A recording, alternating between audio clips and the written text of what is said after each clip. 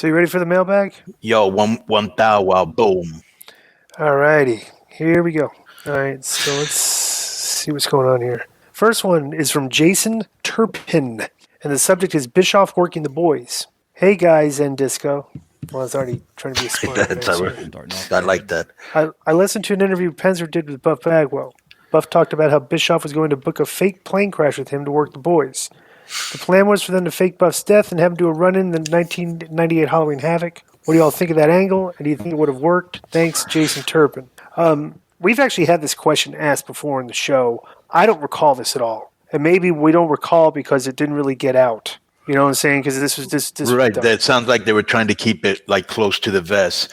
Right. So everybody's probably, hey, Buff, you can't really tell a lot of so we never found out. But this does sound kind of hokey. And we weren't good at pulling off elaborate things to begin with. I think the best thing we ever did was stay coming out of the rafters.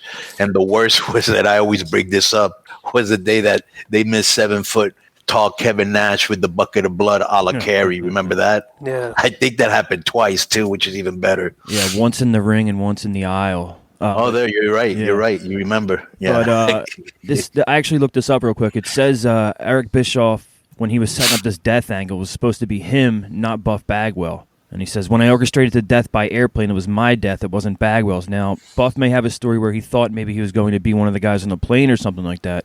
But in order for that story to have worked, it would have had to have been plausible. And the audience knew that I flew my own plane. And my original plan was for me to crash in Mexico because I knew it would take at least 4 or 5 days to get any news out of Mexico. So if I was going to fake my crash in Mexico and then I was going to show up at Halloween Havoc.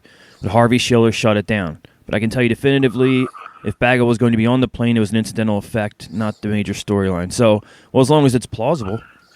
You know what? I'm going to applaud you on that, Feeney, because I always bust your ass. But finally, this type of stuff that you just did right now adds a lot to what we're talking about. So I'm going to give you a kudos.